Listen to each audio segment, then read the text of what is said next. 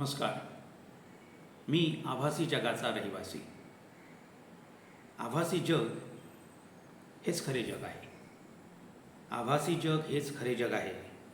खऱ्या जगात काय आहे? नुसता रखरखाट, मनस्ताप आणि अशांती. आभासी जगामध्ये काय नाही. स्वप्ने, गंधर्व, पऱ्या, नद्या, झरे, पक्षी, आकाश, गाणी, झाडे, पाने, फुले, चंद्र, तारे आणि बरेच काही. या आभासी जगामध्ये देवदूत आहेत. या आभासी जगामध्ये देवदूत आहेत. सतत हसवणारे विदूषक आहेत. इतरांच्या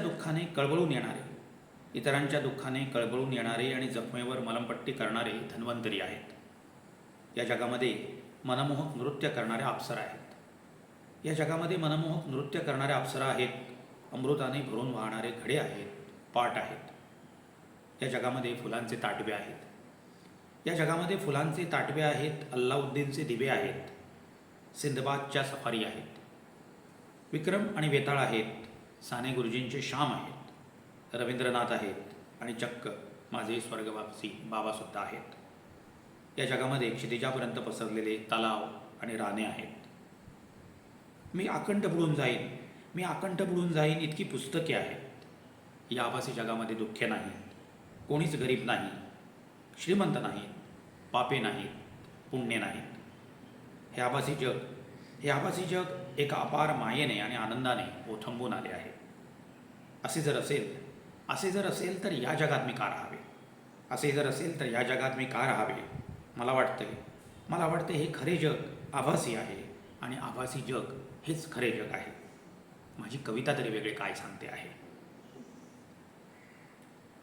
निसर्ग हाच माझा गुरु आहे. या निसर्गाने मला काय शिकवले नाही. अफाट दातृत्व, सहनशीलता, क्षमाशीलता आणि प्रसन्नता. अफाट प्रशांतता, कोमलता, हळुवारपणा आणि कठोरपणासुद्धा.